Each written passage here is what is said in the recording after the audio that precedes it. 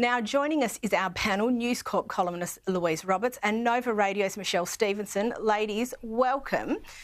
Now, Louise, I'll start with you. What was your favourite tribute to the Queen, and what are your thoughts on the popularity of the monarchy a year on? Good evening, Caroline. Well, I loved seeing Kate and William walking around Pembrokeshire in Wales, being the Prince and Princess of Wales, of course, and that beautiful bouquet of flowers of eucalyptus and white roses they left in front of the portrait of the Queen, with a very simple message on social media as well: "We all miss you," which sums it up. That's how everyone feels the world over. There was no sort of extra flowery language or any kind of all about them. It was just a very simple message, and I thought that was beautiful. Typical Kate and Catherine as well. And Michelle, your thoughts? Well, I have to say, I can't believe it's been a year. I remember when it happened so distinctly, like we covered it live, and it was quite a devastating day, I know, for so many people, and she will be continually missed. But I have to say, one of the things that I thought was particularly poignant was they released this portrait of her that was she sat for in 1968. It was a photograph, and it had never been seen before, and Buckingham Palace released that. It was quite a beautiful portrait where she was in all her royal regalia. But also what was really great was a bunch of people got together with all the corgis outside Buckingham Palace, and they dressed the corgis in tiaras and with uniforms, and it was quite a beautiful sight, and they vowed to do it every year, and I think that that's just wonderful. And she would absolutely love something like that. Like, absolutely. You just know that she would be smiling down from the heavens at something like that. Now, let's move on to the Invictus Games, and we've seen some fabulous footage of Prince Harry opening the Games in Germany. Here's a clip. Willkommen zu den Invictus Games 2023 here in Düsseldorf. These games are not solely about medals, PBs, or finishing lines.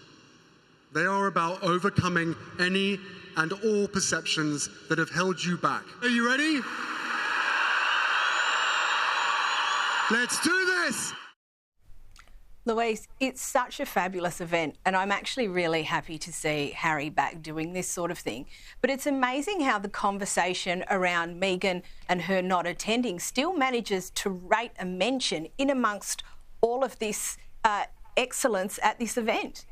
Absolutely right, and it is an event for wounded, injured, or soldiers who have been disabled, and veterans that have returned and can compete in a fantastically wholesome environment on the international stage. And to be fair to Harry, when he's there, he does feel, you can see the passion. It's almost like a relief that Meghan's not there in a way, because she's not stealing the spotlight in person, but as you say, still stealing a lot of the narrative around. He sort of mentions things about her to try and keep her as part of the conversation, but certainly from the veterans' point of view, they're probably glad just to see Harry there. Michelle, this is what we want to see more of Harry. I love seeing him in this sort of environment. He looks so natural. Yeah, absolutely. And this is Harry's wheelhouse, you know. This is the stuff that he thrives off and the stuff that he is so good at. And it's so good to see him getting back to this kind of environment where we see him smiling. I mean, a lot of people might say he's smiling because he's without his wife. But I think I really like Harry, and I'm really grateful to see him back doing this stuff. And it's such a great thing that he's doing here, the Invictus Games, and they've added more countries to it. I noted he was talking about Nigeria, and that's when he gave a nod to his wife. But look, I think we want more of this Harry. Yeah, I think so too. I think if he can channel his energy this way, I feel like it's better for everyone, and it takes a whole lot of heat out of the situation.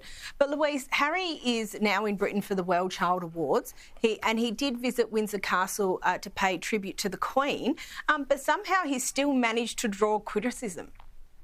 Well, that's right, because nowhere in this very tight agenda of going back to the UK for these awards, which of course are a fabulous event and sort of, you know, highlight a lot of sick kids and children who've made a terrific pathway in life. But there was no meeting with his father. There was no meeting with his brother. His brother was 100 miles away, we're led to believe.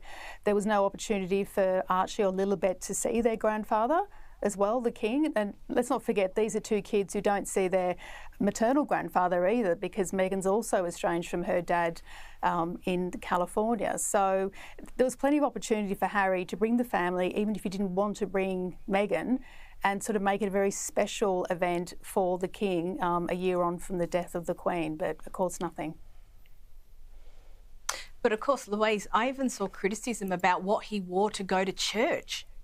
Yeah, that's right. Well, it's interesting now that his items, whatever he chooses to wear, whether it's a designer suit or he's not dressed up enough or he's too casual, the criticism is very nitty-gritty on Harry, I have to admit. It's there's nothing is left to chance, really. Yeah, to be honest, even for me, it's got a little bit in the weeds on things like that. But Michelle, look, like Louise said, he isn't going to see his family. But does that really surprise you? No, it doesn't surprise me. And look, I think the King actually said that he was quite busy with other arrangements. So I don't know which side of the fence is kind of refusing to see the other side. I think it'll take a while for the ice to actually thaw between him and his brother and his father. A lot of harsh words have been said on both sides. We have to admit that not all of them have really come to the party to kind of solve this and get back together. So look, I'm not surprised. He was also really quick. It was a fly in, fly out. But, you know, he did the important stuff. He gave a tribute to his grandmother, and that's the Harry that we want to see. You know, he made a point that he no longer wanted to be part of this family. He's kind of sticking to it. So. Yeah. But this week as well, we saw Princess Anne, Prince William and Princess Kate all featured on Mike Tindall's podcast. Here's some of that for you. It is a massive weekend for all the home nations in the Rugby World Cup. So we're not going to acknowledge this, are we?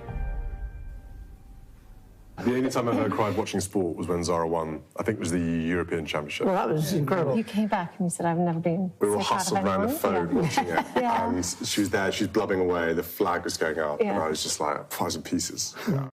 Now, Louise, there were some pretty interesting tidbits and a few admissions made by the various royals. It was a really interesting conversation, I thought.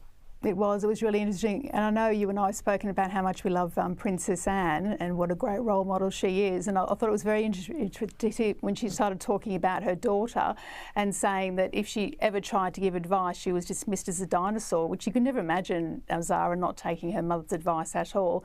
But also I thought what William said about wanting to teach his children about the art of losing gracefully and how to lose and how to you know, participate in team sports and what lessons to learn if you do lose, but also how to be a good winner. I thought that was very interesting to come from the future King. And Michelle, while this is essentially the royals talking amongst themselves, the lack of formality and the nature of the conversation, and even like the comments that Louise has just made, it gives them a sense of relatability, doesn't it?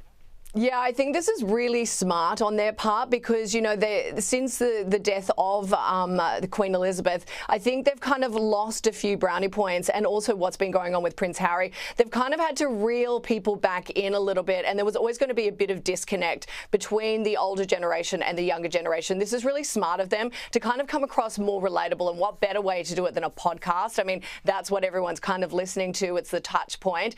And just to have them kind of sitting there and being a bit more vulnerable, a bit more open.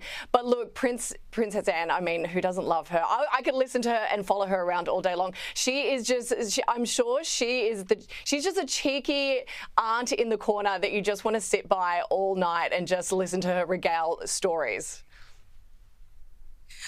But you know what I love? I love that her relationship with her daughter is probably not dissimilar to the relationships that we have with our mums. Like, you always think that your mum is a dinosaur, right? But it's kind of nice to know that despite them being royals, you know, the same kind of rules apply.